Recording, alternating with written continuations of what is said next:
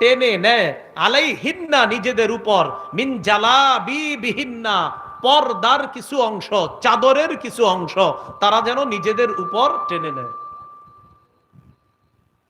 তো আল্লাহ পাক রব্বুল আলামিন বললেন, নবী আপনি বলেন আপনার বিবিদেরকে, আপনার কন্যাদেরকে, মুমিনদের নারীদেরকে তারা যেন চাদরের কিছু অংশ নিজেদের উপর টেনে নেয়। খুব মন দিয়ে বুঝেন, চাদরের কিছু অংশ নিজেদের উপর টেনে নেয়, এর দ্বারা কি উদ্দেশ্য? আব্দুল্লাহ ইবনে আব্বাস রাদিয়াল্লাহু তাআলা আনহুমা বলেন, আমার আল্লাহু নিসাআল মুমিনিনা ইযা খারাজনা মিন বুয়ুতিহিন্না ফি হাজা আই ইউগাত্তিনা উজুহাহুন্না মিন ফাওকি রুউসিহিন্না বিল জালাবিব। আব্দুল্লাহ ইবনে আব্বাস বলেন, নারীরা, বলেন আমার সাথে, নারীরা যখন প্রয়োজনে ঘরের বাহিরে যাবে তখন তারা মাথার উপর থেকে আলাদা চাদর দিয়ে, আলাদা ওড়না দিয়ে, আলাদা কাপড় দিয়ে তাদের নিজেদের মুখ ঢেকে তারপর বের হবে। আব্দুল্লাহ ইবনে আব্বাস বলেন, আল্লাহ মুমিনদের নারীদেরকে বলেছেন আইয়ুগাত্তিনা, তারা যেন ঢাকে, উজুহাহুন্না তাদের চেহারা, মিন ফাওকি রুউসিহিন্না মাথার উপর থেকে, বিল জালাবিব পর্দা দিয়ে ঢাকে। তো আর কেমনে বুঝবেন মুখ দিয়ে ঢাকতে হবে? তাহলে বুঝে থাকলে বলেন, পর্দা কি মুখ সহ না মুখ ছাড়া? মুখ সহ। মুখ সহ। আচ্ছা, এরপরে দেখেন যে হুজুর মুখ সহ পর্দা কইরা বাইর হইলে লাভ কি? আল্লাহ বলেন, হ্যাঁ লাভ আছে। জালিকা আদনা আইয়ুরাফনা, কয় এতে নারীদেরকে চেনা সহজ হবে। দেখেন কিভাবে আমাদের মা বোনরা যখন বোরকা পর্দা পরে রাস্তায় বের হয়, আমরা বুঝি হয়তো কারো খালা হবে, না হয় কারো মা হবে, না হয় কারো বোন হবে, না হয় কারো সম্মানিতা স্ত্রী হবে। আল্লাহ কয় যখন চেনা যাবে সে একজন সম্মানিতা নারী, ফালা ইউযাইনা, তখন তারে আর টিজ করা হবে না, উত্তক্ত করা হবে না। ফালা ইউযাইন, টিজ করা হবে না। মানব বন্ধন করছেন যে ইফ টিজিং বন্ধ করুন। ইফ মানে বুঝেন আপনি যে লেখছেন ইফ, শুধু একটু লেখেন, টিজ বন্ধ করুন, ইফটা লেখেন না। ইফটা লেখার আগে একটু বুঝে শুনে লেখেন। আল্লাহ বলছেন নারীদেরকে যখন চেনা যাবে সে একজন সম্মানিতা পবিত্র নারী, পর্দানিশীন নারী, ফালাই উযাইন, তাকে উত্তক্ত করা হবে না। আল্লাহ আমার কথাগুলা বুঝার তৌফিক দান করেন। ইব নিয়ে আমি কি বুঝাতে চাই এটা শিক্ষিত সমাজ ভালো করে বুঝবে। একটু ডিকশনারিটা খুইলেন যে ইব মানে কি। আচ্ছা, এবার যাই সূরা আহজাবের 53 নম্বর আয়াতে। এই আয়াতটা মন দিয়ে ভালো করে বুঝেন। নবীর সাহাবীদেরকে মাঝে মাঝে নবীজি প্রয়োজনে নবীর বিবিদের কাছে পাঠাইতেন, মানে আমাদের আম্মাজানদের কাছে, উম্মুল মুমিনিনদের কাছে। যাও তোমার ওই আম্মাজানের কাছে গিয়ে বলবা ওই জিনিসটা প্রয়োজন দিতে বলবা। তো বিবিরা ঘরের ভিতরে আছে। আল্লাহ বলেন, ওয়া ইযা সাআলতুমুহুন্না মাতাআন ফাসআলুহুন্না মিন ওয়ারাই হিজাব, তোমরা যখন তাদের কাছে প্রয়োজনীয় কিছু চাও পর্দার আড়াল থেকে চাও। এখন আপনাদের দৃষ্টিতে কি পর্দা এটা যে আম্মাজানরা ভিতরে আছে আর মাথাটা এনে বের করে রাখছে? কন্যাকা, হ্যাঁ না। আল্লাহ বলছেন সাহাবায়ে কেরামদেরকে, তোমরা যখন কিছু চাও পর্দার আড়াল থেকে চাও। তার মানে কি আম্মাজানরা পর্দার ভিতরে, শরীরটা আর মুখটা বাহিরে না? কেন এই সহজ বিষয়টা কেন বুঝেন না? যখন প্রয়োজনীয় কিছু চাও ফাসআলুহুন্না, চাও তাদের থেকে, মিন ওয়ারাই হিজাব, পর্দার আড়াল থেকে চাও। আল্লাহ কয় এতে কি হবে যদি পর্দার এপাশ থেকে চাও? জালিকুম আতহারু লিকুলুবিকুম ওয়া কুলুবিহিন্না, এতে তোমাদের আর তাদের অন্তরের পবিত্রতার কারণ হবে। এই বিষয়টা আমি আল্লাহ উভয়ের অন্তরের পবিত্রতার কারণ হিসাবে এই মাঝের পর্দাটাকে ঘোষণা করলাম। সুবহানাল্লাহ। তাহলে মাঝে পর্দা রাইখা এই পাশে পুরুষ ও পাশে নারী, আর প্রয়োজনীয় কোনো কথা বলা এইভাবে বললে, এবং নারীরা বলতে হবে আবার কর্কশ ভাষায়, আপনার নরম ভাষায় না। তো আল্লাহ বলেন উভয়ের পবিত্রতার কারণ বলে ঘোষণা করলাম এই পর্দার দুপাশে উভয় শ্রেণী থাকাটা। আমি আল্লাহ উভয়ের কলবের পবিত্রতার ঘোষণা করলাম। এটা বুঝছেন নি সবাই? আচ্ছা, সূরা নূরের 31 নম্বর আয়াত দেখি এবার আল্লাহ কি বলেন দেখেন। আল্লাহ পাক রব্বুল আলামিন বলেন, ওয়াকুল্লিল মুমিনাতি ইয়াগদুদনা মিন আবসারিহিন্না, নবী আপনি মুমিন নারীদেরকে বলেন তারা যেন দৃষ্টি নিচে রাখে।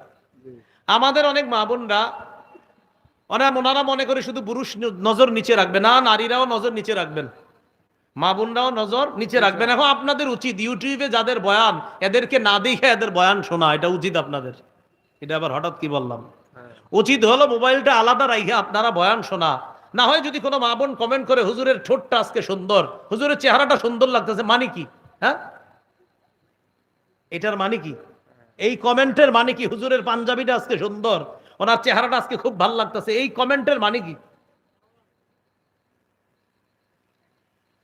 এই জন্য উচিত মা বোনদের আপনারা ভিডিও অন্য জায়গায় রাইখা এরপরে বয়ানটা শোনা, এটা উচিত। আল্লাহ বলছেন নারীদেরকে বলেন তারাও যেন তাদের দৃষ্টি নিচে রাখে।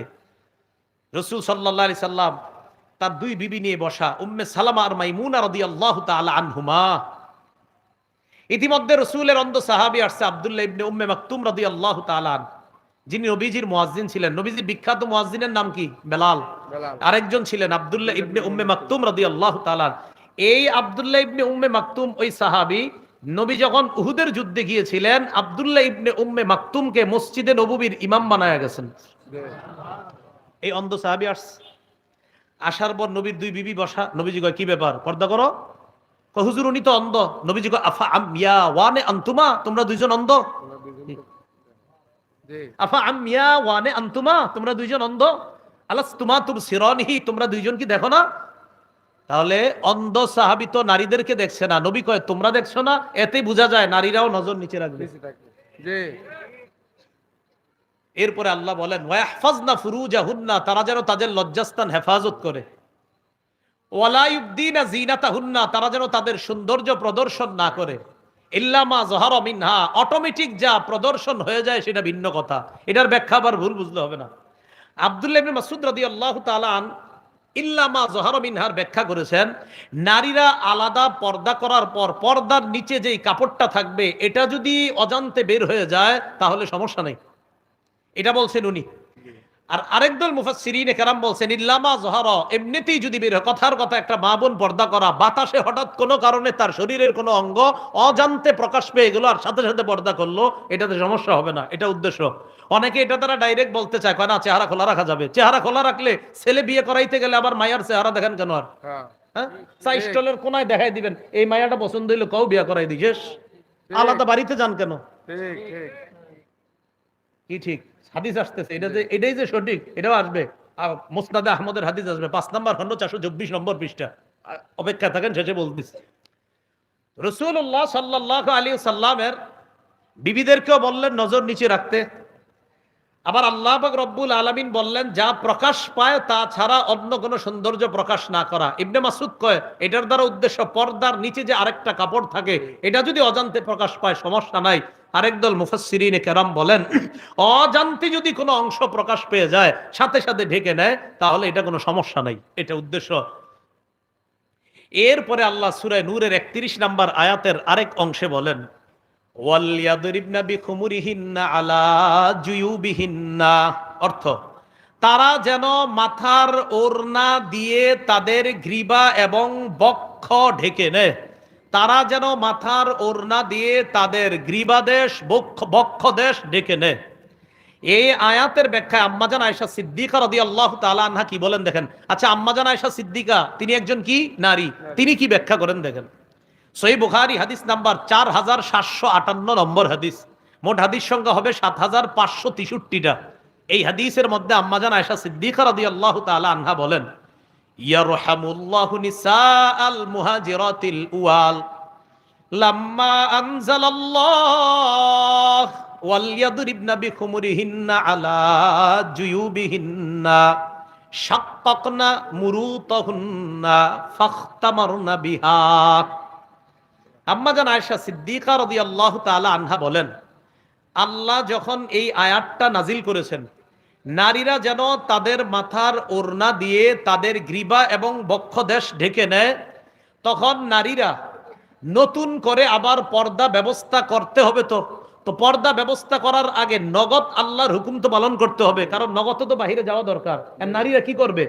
আম্মাজান বলেন শাক্কাকনা বুরুতাহুন্না, নিজেদের চাদর সাথে সাথে ছিঁড়ে ফেলছে আল্লাহর হুকুম বাস্তবায়ন করার জন্য। ফাখতামারনা বিহা, এই ছেঁড়া অংশ দিয়ে মুখ ঢাইকা আল্লাহর হুকুম পালন করার জন্য নগদ মুখ ঢাইকা এরপরে রাস্তায় বের হইছে। সুবহানাল্লাহ। এটা হলো ওয়ালিয়াদ্রিবনা বিখুমুরিহিন্না আলা জিউবিহিন্না। এরপরে আল্লাহ কি বলে দেখেন, ওয়ালা ইয়াদরিবনা বিআরজুলিহিন্না লিউলামা মা ইউখফিনা মিন জিনাতিহিন্না।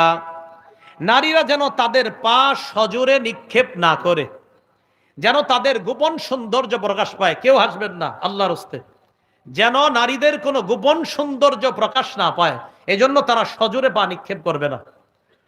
এখন আপনারা যারা স্বামী আছেন, এখানে যারা ভাই আছেন, আপনি যখন আপনার বোনকে নিয়ে, স্বামীরা যখন তাদের স্ত্রীদেরকে নিয়ে বের হন, আপনারা এটা ভুল করেন মাঝে মাঝে।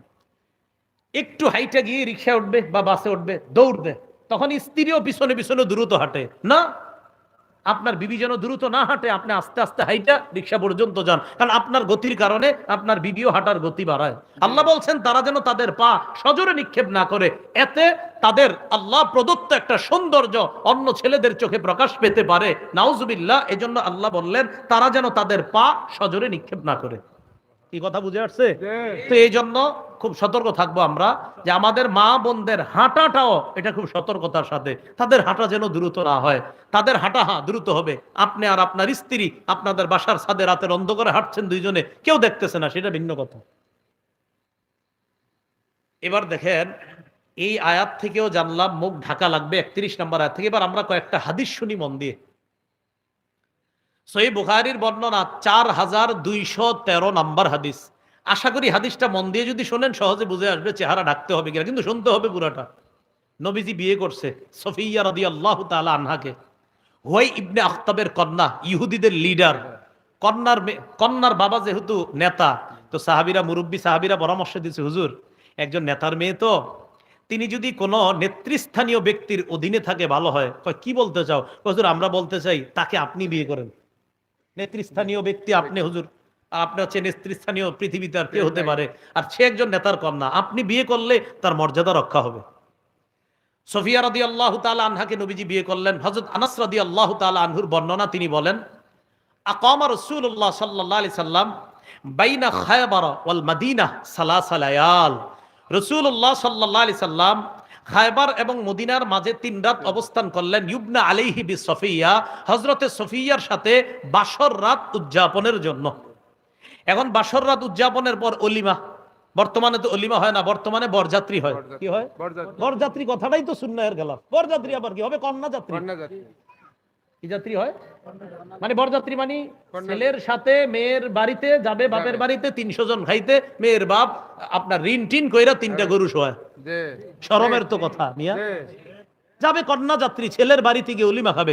টোটাল উল্টা হয়ে গেছে। রেস্টুরেন্টে দেখার মাধ্যমে শুরু হয়, গায়ে হলুদের মাধ্যমে গুনাহটা বাড়ে, বিয়ের দিন হাজারো গুনাহের মাধ্যমে এই পবিত্রতা সম্পর্কটার সূচনা হয়। কিছুদিন পরে শোনা যায় স্বামী স্ত্রীর মধ্যে সম্পর্ক ভালো চলছে না।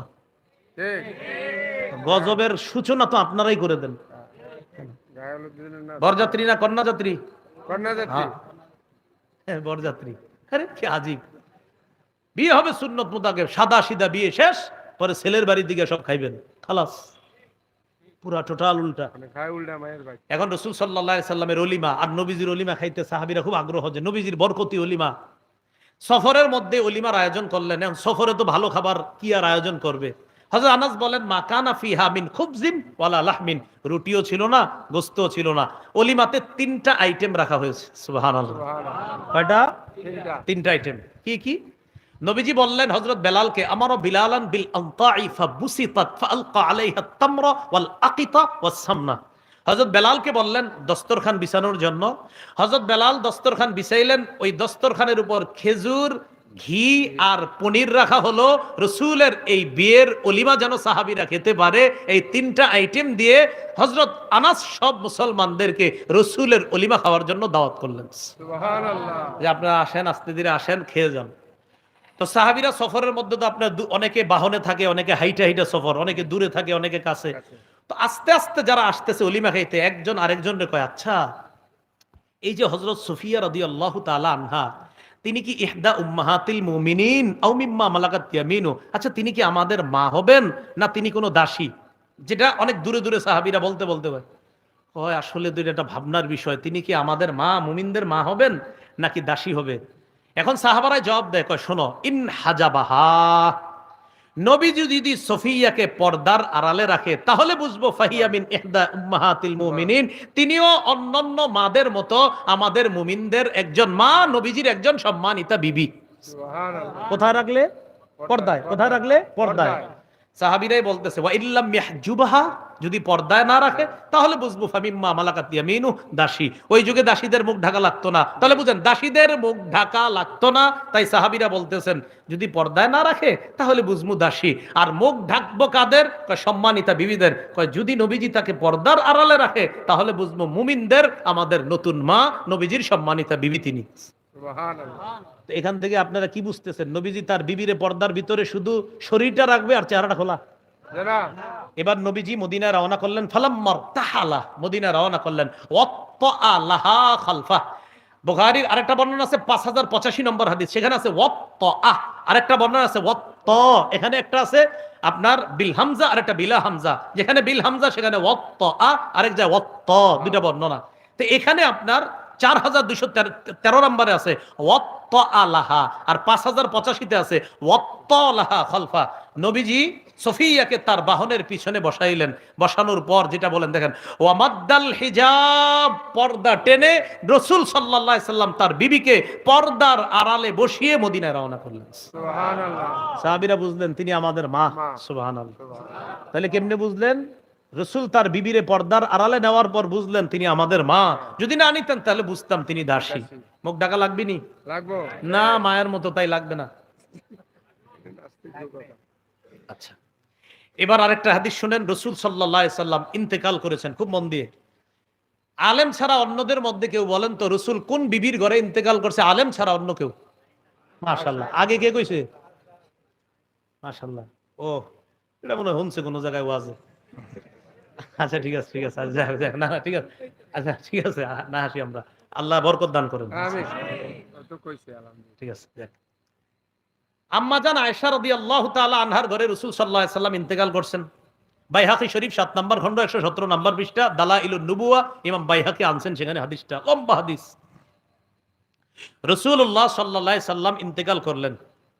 ইন্তেকাল করার পর নবীজি সাল্লাল্লাহু আলাইহি সাল্লামের দেহ মোবারকটা আম্মাজান আয়েশা সিদ্দিকার ঘরে তার খাটের উপরে, তখনও রাসূলের দেহ মোবারক, দেখুন দিয়ে দেখেন।